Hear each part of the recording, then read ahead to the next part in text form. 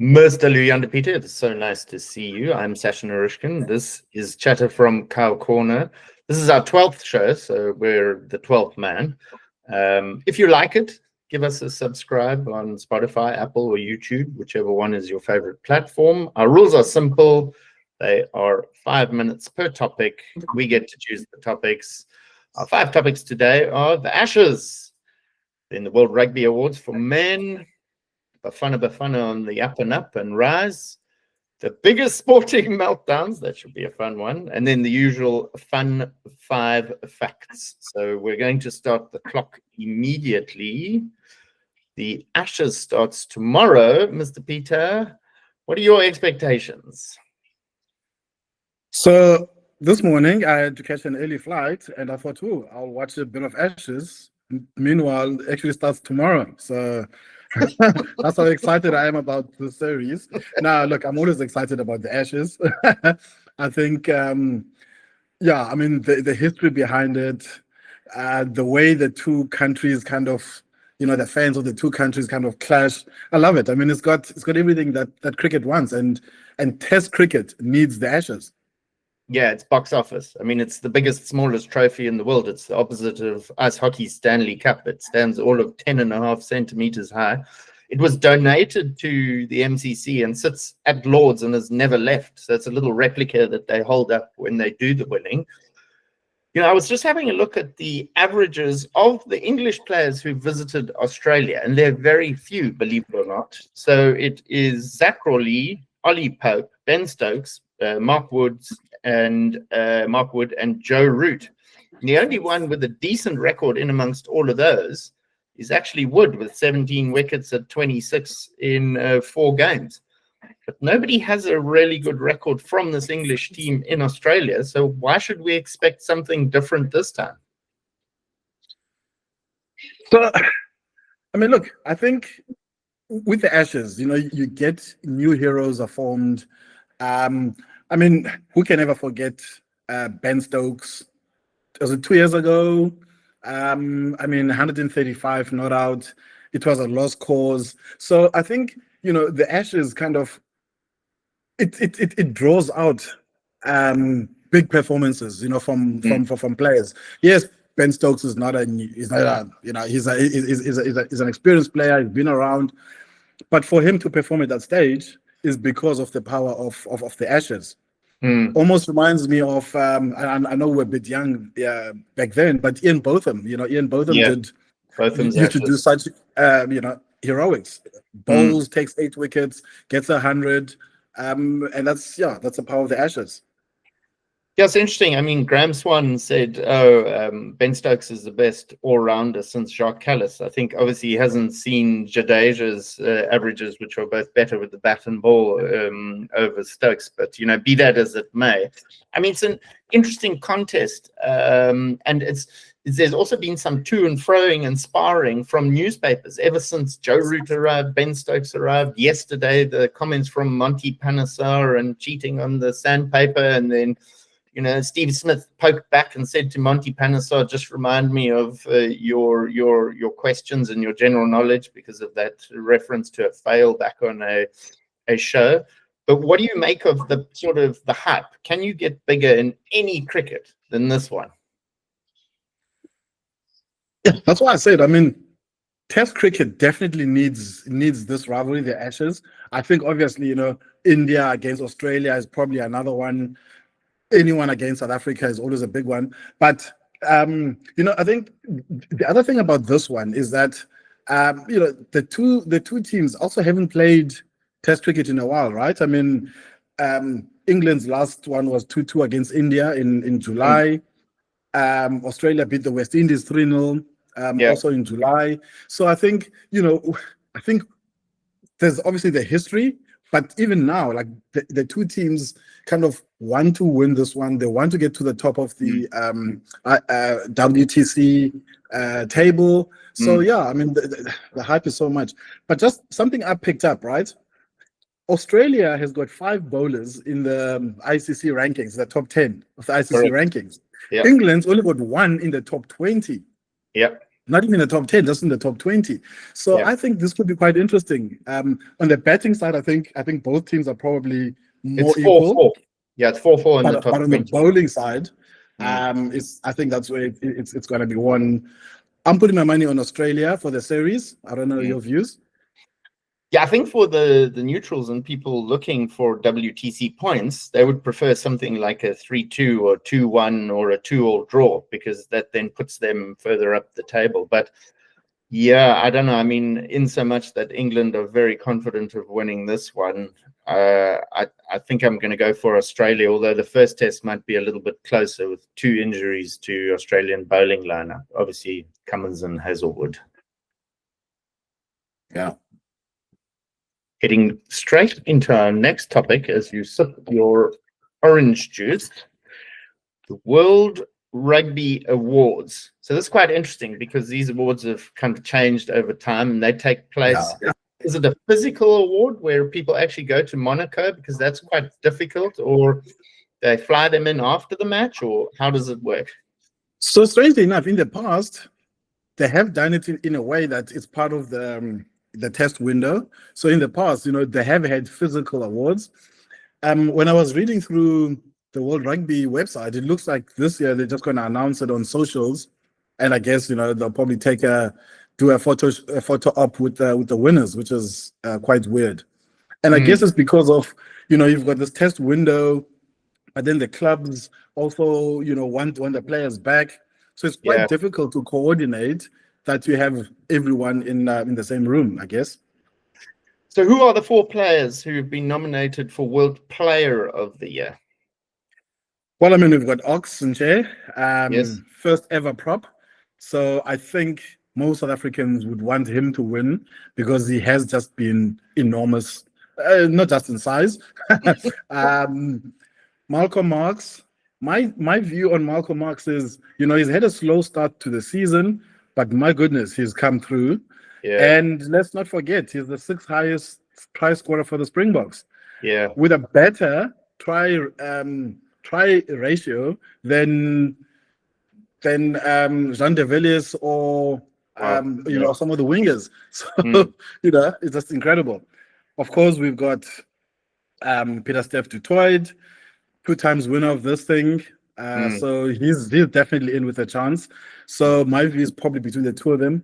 And then I'm not going to pronounce his name, LBB from France. Bielle-Biarrey, who plays for the Bordeaux-Bègles team. So that's a team in the southwest of France. Youngster, made his debut at the World Cup a couple of years ago. He's an absolute flyer, and he's part of the Scrum Cup Mafia. Really talented youngster. But I think this year's been pretty good. But I would love to see Ox win this one, to be perfectly honest, because Proppers never won this. And in fact, only one hooker has ever won this award way back in the first time that they ever gave it. Yeah, but, your comment to me, which was quite interesting, was something along the lines of watch the Frenchie win it. And I thought that was quite interesting because I think what it represents is there's been this overwhelming view that World Rugby is controlled by the Northern Hemisphere. And in fact, it's not just a view, because Brett Robinson, who's the chairman or the chair of World Rugby, is the first person from the Southern Hemisphere to be appointed. And it took place this time last year. So it does represent the fact that even though only one Northern Hemisphere side has ever won the World Cup, it's dominated from an administrative perspective by the Northern Hemisphere. Yeah, look, just the one point before you move on quickly. The thing about the fact that no prop has ever won it, it's almost similar to what I said to you around the Ballon d'Or, right? Yeah. That it's normally won by forwards, strikers, and midfielders. Yeah. And hardly ever by defenders. So I feel like this is why I think probably Pieter-Steph probably has a better chance than Ox, although Ox has been the person that should win it. I mean, what's quite interesting is that flankers have won this award more times than fly halves. It goes to show you, obviously, with flankers display on a rugby field, that the fact that you can be tight and loose, giving you that sort of positional, a bit like I guess a midfielder in a football sense. The one thing I wanted to point out, which was quite interesting, is that Holly Davison has been nominated as, I think she's won Referee of the Year. So she's only 33 years old, and in a time where we've seen some blunders from a refereeing perspective. I don't know if you've ever watched her ref, but she is absolutely astonishing at that age, and she seems to command like quite high respect from everyone. Yeah, no, I mean, I haven't kind of followed her as closely. One other person we mustn't forget, Ethan Hooker, Yes, also nominated for Breakthrough Player of the Year. Yeah. I'm sure World Rugby is going to say, well, you can't have a hooker playing on the wing, so Or sorry, centre. you're not going to win. Let's give it to the Englishman with the blonde hair, Henry Pollock. Eh? The most irritating young player, but hey, let's give him his props. He's also kind of, performed. So interesting one, that one. Right, and then moving swiftly to the rise of Bafana Bafana. So, recently qualified for the World Cup, which will take place next year. We don't know where they're going to play. We don't know against whom they're going to play, because that draw is happening sometime, I think it's the 6th of December, that draw is happening, even though not everybody is qualified. There's still 6 or 8 places. But I mean, we've been speaking about Bafana Bafana for a while. If you're wanting to watch some sport over the Christmas and New Year period, and there's no Test cricket to watch, you're in luck, because AFCON will be taking place, and Bafana's games are 22nd, 26th, and 29th in Morocco. What do you make of? I mean, because I've got one question for you. In so much that the team has performed spectacularly well, there was a period where there were 25 games unbeaten. How come their world or global ranking hasn't risen a little bit more? That's my only question to you. Well, I mean, as you rightly say, they are on a current 25-game streak, unbeaten streak. It doesn't mean they've won 25, just they haven't lost any in the last 25. So, yeah, I mean, FIFA rankings, Bafana Bafana are currently ranked 59th in the world. But what surprises me is that we rank 10th in Africa. I think that's more the surprise rather than the FIFA one, right? Rather than the FIFA global ranking. But again, let's also understand that the last few games we're trying to qualify for AFCON and for World Cup. In our pool, we had such world beaters as Lesotho. So I think when you have Zimbabwe. a team that's ranked lower than you, I mean Zimbabwe, just in Africa, I think Zimbabwe is ranked 36th. So the unfortunate thing about the FIFA rankings is that there's over 220 countries that are recognized by FIFA. So it's a lot more difficult, to kind of go up. But I would have expected us to be at least higher on the African continent. I'm very surprised by our 10th ranking there, to be honest. So the all-time high place for Bafana is 16, and that's back in, I think, 1996, where they spent quite a few years.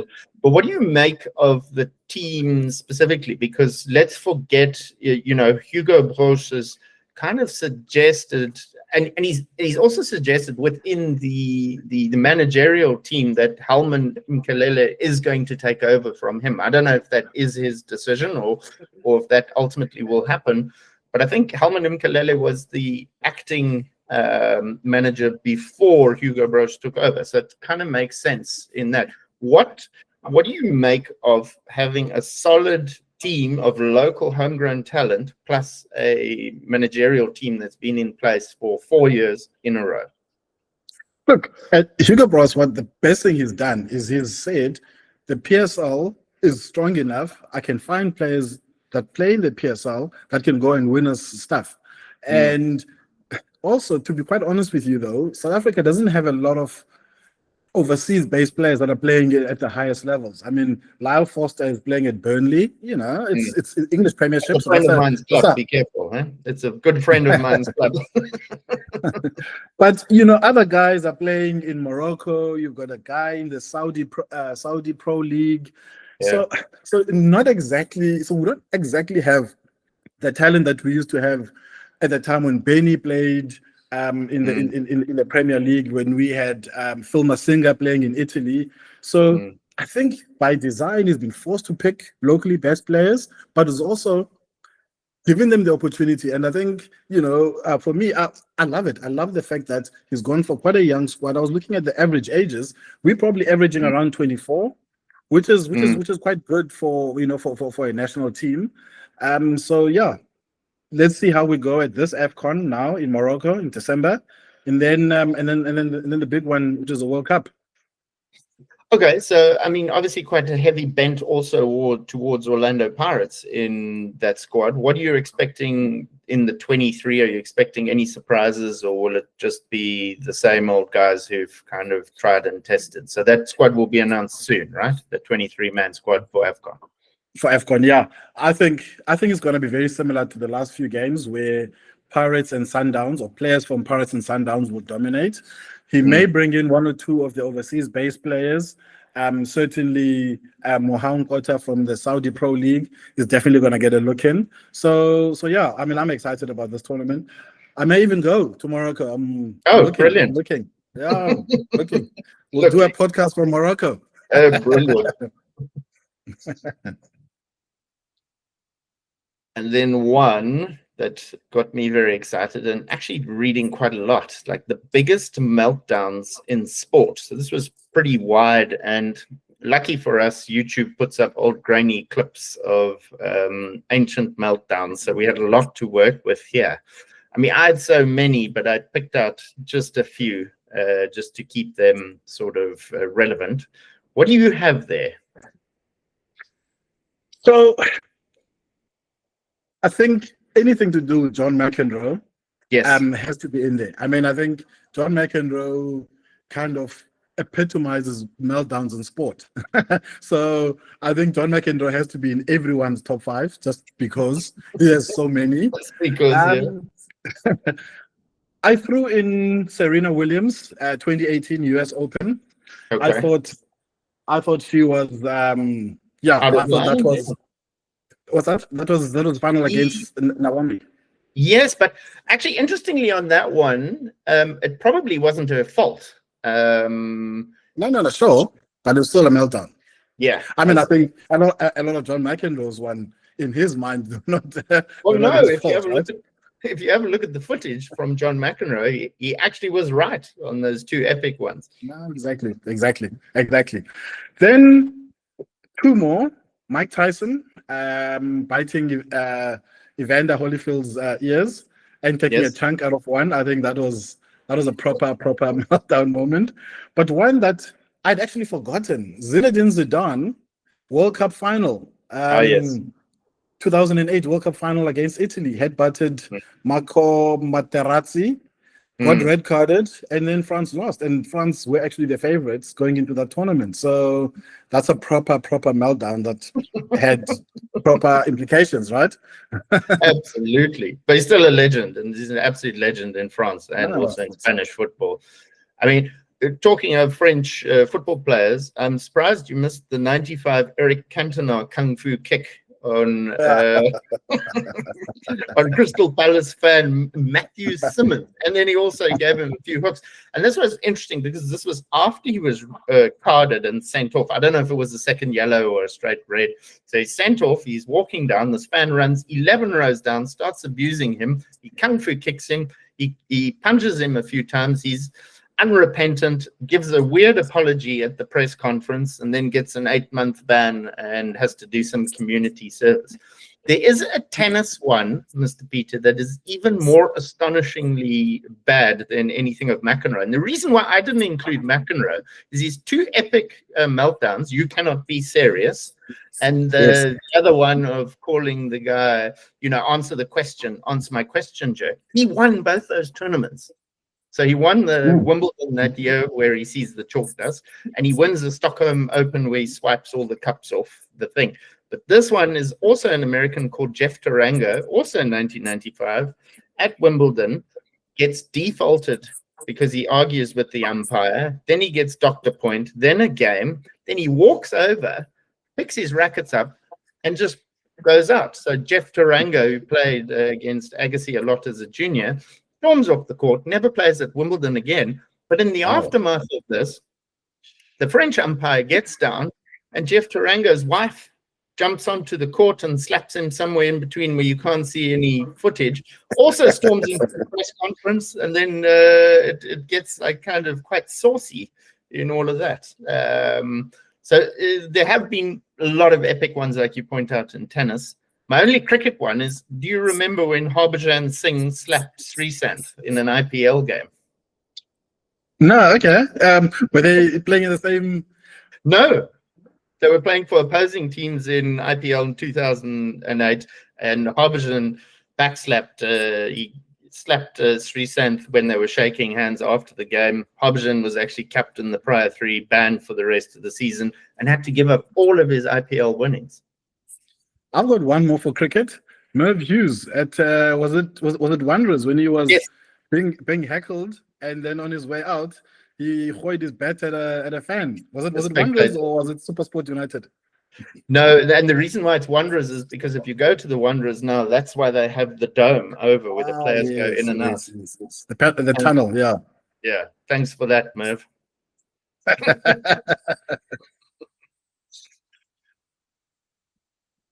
Right, this one is a really tough one. Our fast 5 of 5 facts. One day I'll get the naming right, Mr. Peter. I'm going to go first one, and then you give me one. Sure. This one is super tough, but it's related in some way to the Ashes, and I think I've given it away. There was a young woman by the name of Greta Bradson that sung at Sir Don Bradman's funeral. Who was she? I have absolutely no idea. I'm not even going to guess. So her dad was a fellow by the name of John Bradson, okay? And he changed his name from Bradman to Bradson just because of the expectations on his shoulders. And hence his daughter, Greta Bradson, was Bradman's granddaughter. So the expectations of a name change, it makes you wonder why Arjun Tendulkar maybe hasn't changed his second name. Yeah, sucks. Okay. Right. So should I have a go? Yes. Okay, so mine is related to the World Rugby Awards. Which player has the most nominations for men's? I'll keep it clean this time, for men's Rugby Player of the Year. Nominations, not wins. Yeah, it's either got to be Dan Carter or Richie McCaw. I'm going to go with Richie McCaw. Richie McCaw with 8, and he's obviously won it 3 times. So that's incredible. I mean, you know, and there were some years when he wasn't nominated, so it's not like 8 years in a row. That just shows longevity. Yeah, it's just awesome, most phenomenal player. I got another one for you around the World Rugby Awards. So we know prop has never won a position. There are 2 other positions that have never won it. Can you guess which 2 other positions those are?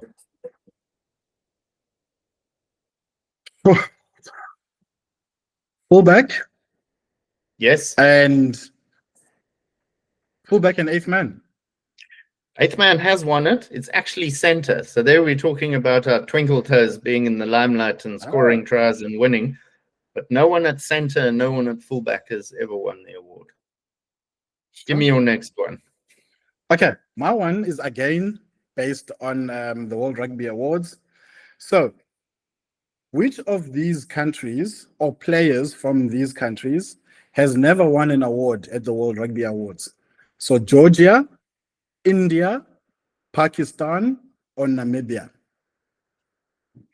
And I'm including both men and women across all categories. Jeepers. I'm going to have to go for Pakistan. Namibia. I was actually very shocked. So India won the award in 2001 for Spirit or whatever, and Pakistan won it for Best Character. So there you go. In 2015. So Pakistan won in 2015. Is that the award for when you lose 100-0 for still keeping your chin up? Of course. I think both of them, character and spirit, are probably similar. I mean, that's quite interesting. Because on the voting panel, Namibia actually have representation. There are 8 players and former players who are there. And in fact, Victor Matfield is the oldest at 48. So they're keeping it a little bit more relevant with the voting panel. I've got one related to South African football. Who is the only Bafana World Cup goal scorer who never played in the PSL? Oh, Katla. Quinton Fortune. I know it is. He never Because actually was he went to Man contracted by a United as PSL 16. team. Yeah, exactly. So he scored a goal in the 2-2 draw against Paraguay in the 2002 World Cup finals. So, okay. Okay. Also one on Bafana Bafana. Which country did Hugo Bros coach to the 2017 AFCON title? It's Cameroon, right? Yeah, 100%. Vamos. Okay. Now I've got an Ashes-related question for you. Has Joe Root ever won a test match in Australia? I'm going to say yes. No. He's played in 14 attempts and 3 tours. He's got 12 losses and 2 draws. Yes. Okay. So he's the weak link there. Well, he's never scored 100 in Australia either. Oh wow! And yet, where is he now in the rankings of the top of the most runs? Top 3, top 4? He's number 2, and he's number 2 on the ranking. And Matthew Hayden says if he doesn't score 100 this year, I think he's going to run naked around the MCG. So we've got something to not look forward to. Yeah. And that is where our show ends. Thank you very much for all the way from the beach in East London, joining me here in the French countryside. It's been a pleasure as ever. If you love the show, please subscribe on what are our 3 platforms at the moment. And we're developing TikTok and Instagram, but subscribe on Spotify, Apple Podcasts, and YouTube. Mr. Peter, until next time. Cheers, man. Cheers, everyone.